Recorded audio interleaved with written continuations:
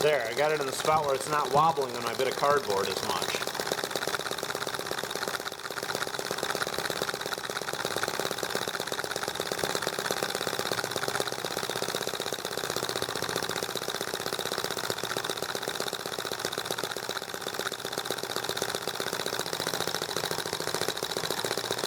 Alright.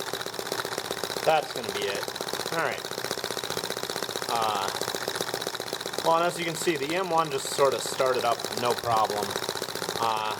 It's been lovely since I got it working, so I have no doubt the EM2 is going to turn out the same way. I just have to keep adjusting it until I get it exactly right. So, yeah, I think I'm going to start this with a little bit of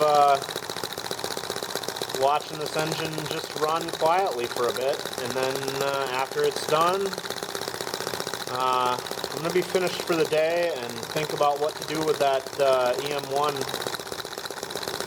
to work on it, or EM2 rather. This is the EM1.